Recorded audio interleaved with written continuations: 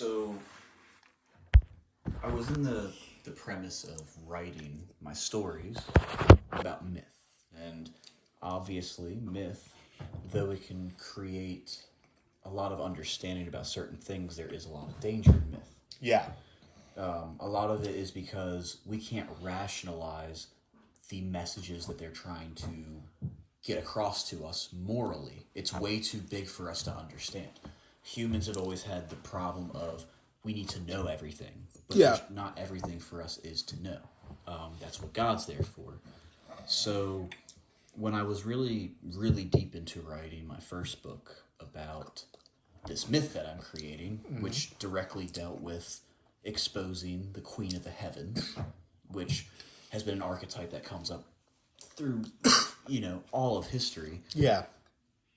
I found myself very, very in a very Writer's block. not even writer's block. I would say it started out as that, but then once I got into the groove of the myth, it was writing itself to the point where I wasn't writing it at all. It was just basically downloading into my brain. So then I had the amazing idea, hey, why don't I accelerate the process by taking a bunch of shrooms? So as I'm doing that, I'm studying archetypes nonstop. Every day studying archetypes, trying to understand myself per se.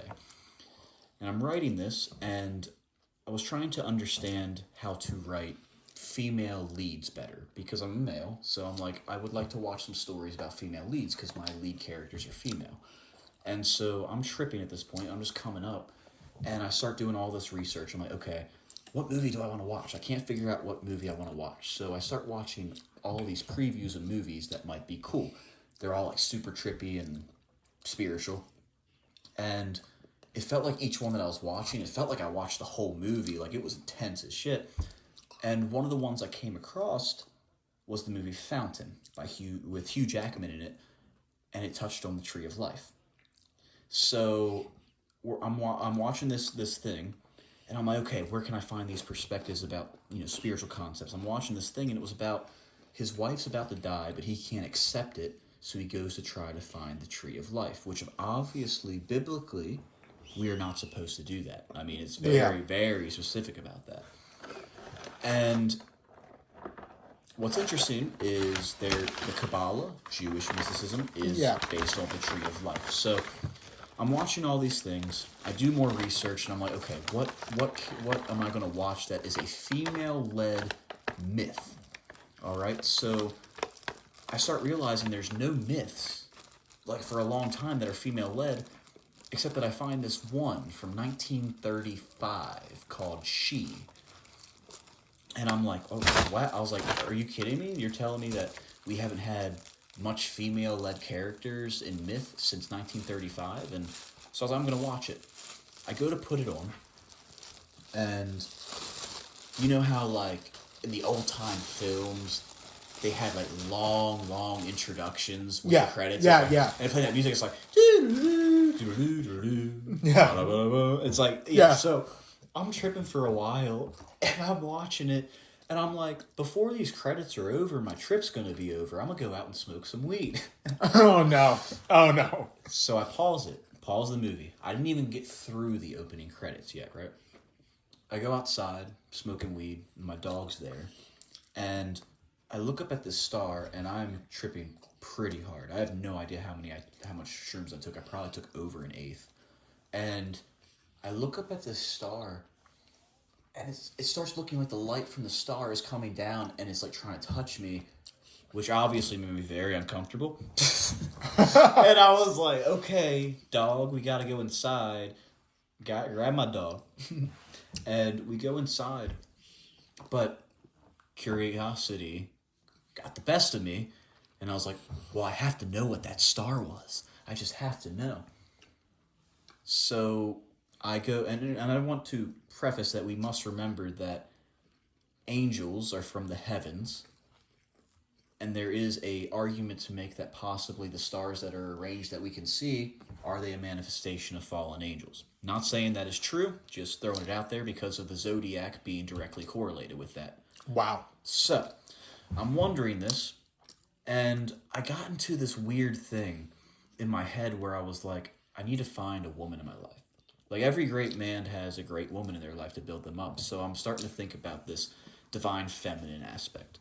But when I was out there, like I said, that star, it felt like it was almost touching me. So I was like, I have to figure out what star that was. That's weird.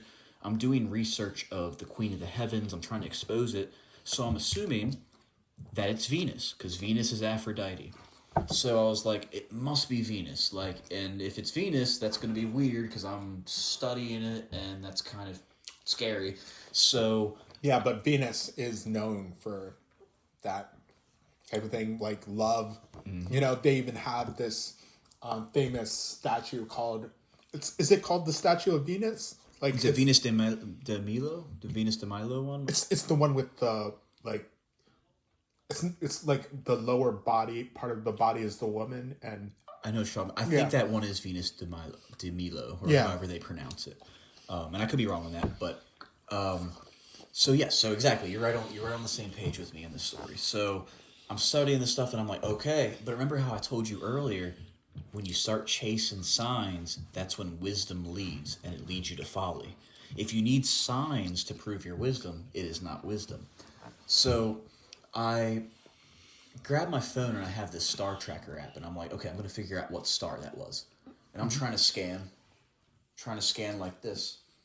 And I'm like, what is it? I'm like, it's got to be Venus. And this part's kind of funny and stupid, but just I eventually get to the star, and it says Uranus. And it just, for whatever reason, it just made me laugh. And I was like, and then I got into this weird, terrified state. I was like, holy crap, it's just a joke, and the joke's on me. Now, when you're tripping to an extent, like you have visuals, but if you get locked into it, you hear things. You can go transfer into an entire scene. Like, it's not like you're in your living room. I was in my living room, but I was not. So, yeah, try to keep up with that. But I turned, and it just made me uncomfortable that I was like, okay, so it's Uranus, and it was a joke, whatever. But here's the weird part. I turn around, and in my living room, it is no longer my living room. I don't see my living room. What? I can't see this reality. Oh, you must have been tripping. Oh, tripping. And so is it true that weed and LSD, like, combined create a more potent effect? 100%. Now, this was psilocybin, but it's the same thing. But it's the same thing. Yes. Yeah. So when you combine them, I basically what I would do, because I tripped all the time, is I would trip, and then as soon as it felt like it was kind of stopping, smoke right away, and it would take me, like, it would restart the trip almost. So, like, you can really hack a little cheat code. If your trip's starting to end, just smoke a little weed, and you'll be tripping again. Okay. Don't recommend it, but, for all those astral travelers out there. But so again, I turned around, and it was the most frightening scene I ever seen. Like, I wasn't in my living, like, I was in my living room, but let me tell you, I was not in my living room. And when I turned around, it was fire. Fire. Everywhere. But it was like fire and a ledge and like a crater down there. But within the crater was this almost Roman, Babylonian city. And around in the city, there was 2 thrones. And it was those thrones, where you have like 2 people on each side carrying it like this and holding up the person in the throne, right? Yeah. It was like one of those thrones. But the woman that was on the throne looked like the evil queen in Snow White, if you can picture that, or Maleficent from like that kind of archetype, right? Yeah. And she was on this throne going like this, and she was performing these rituals and everything, like, follow me, don't worry, everything's going to be okay. And meanwhile, the fire is closing in on these people and burning them. And I'm like looking at it, and she's just like, no, no, no, don't worry, don't worry. Just look at me, look at my play, look at my play. And I had this realization when I was watching this, that it was the harlot, it was the Queen of Babylon. And she was leading them to their destruction into hell. And I'm watching them happen, and then I had this realization, wait a minute. If I'm here, if I'm seeing this, I'm in hell. And at that moment, I had that realization. They say the fear of the Lord, and let me tell you... It's the beginning of wisdom. The fear of the Lord, my friend, is something that I wish for everyone, but at the same time, don't wish for no one, because it is the scariest thing. Better to naturally have it than to have it forced on you. Exactly. And through my decisions, it was forced on me because of my own decisions. God had to be like, yo, wake up. I was sitting there watching what I interpreted as the Queen of Babylon leading all of her followers to hell. And as I'm watching it, I start feeling like my life, like literally, I don't know how to explain this, but my life force was being sucked out of my body. Like, Jesus. And if you know, God breathed into the dust and gave us life. So you were turning into... God was taking his life force away from me, and I was realizing what it truly meant to have the absence of God. And I felt that.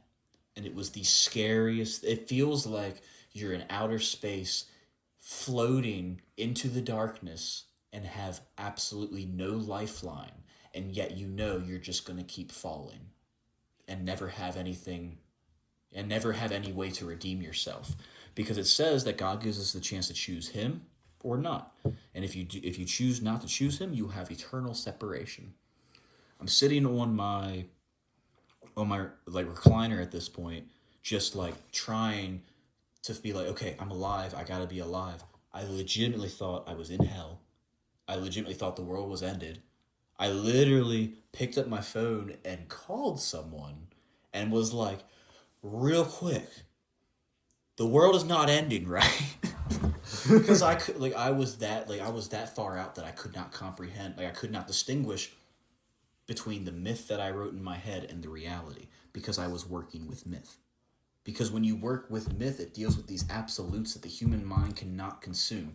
That's why many mystic practices in the occult, in the Gnostic stuff, they don't just dive headfirst into it. The gurus say, okay, take a little bit, come back. Take a little bit, come back. Because if you don't, you could literally lead to insanity. I did not think I was coming back. I legitimately was like talking to myself like, you're just going to have to adjust. Like, this is how life's going to be forever. Like, you're going to feel terrified for the rest of your life. Everything's going to be terrifying. How's the come down? The come down was better because I was talking to someone. I had to talk to someone. If I did not talk to someone, I don't know if it's possible that I would literally be in hell or if I would at least be in a mental institute, because I wouldn't have been able to handle it. It was the scariest moment of my life, and I just couldn't get past the fact that the life force thing, when God removes the life force, and I can't even say that it was God definitively removing the life force from me, because I'd be dead if it was, but God, being all-powerful, could easily make me feel that way, so I can understand what I'm going to end up doing if I don't choose God in my life. And it was like I experienced what it means to follow Babylon and not follow God. And it leads you to a fiery pit, and the fire will come around you and burn you as you're watching her perform her theatrics. She pretends to love you, and yet when it comes to your life, she would rather perform. That's what it's about. And the Queen of Babylon, it's Ishtar, it's Aphrodite, okay? It's Eris, it's Hera. We have different characters and everything, so you can say, how could it be all those characters? Those characters are archetypes that us humans, we've tried to describe these forces, so we've created images for it. But it's all the same thing. It is warned about in the Bible to not follow the Queen of Heavens. Okay, and this is why We have a problem even within the Christian faith because Mary herself, Mary's amazing. Mary gave birth to Jesus, like she is important. But there are certain sects within certain That literally they call her Queen of Heaven. Yes. So look for the trick because the devil just changes the narrative. We get smart. So, when we're in early times, the devil's like, sacrifice your babies and I will give you blah, blah, blah. And we're like, okay, we'll sacrifice our babies. And we do these heinous things. We're at a point in time in the world now where we know, obviously, killing babies isn't going to help us. We know that sacrificing people, killing people isn't going to help us. So the devil has new tricks. And his new tricks are using his minions to hijack Christianity so that people believe in a false form of Christianity. Again, the book of Revelation says that 7 out of 10 churches are wrong. So if 70% of churches are wrong, you really legitimately have to ask yourself, is the Queen of Babylon within your church? Because if she's within the Catholic Church and she's taken the name of Mary, why couldn't she take another force? Why couldn't she take another role? And it's even beyond church. I mean, we see they celebrate her everywhere.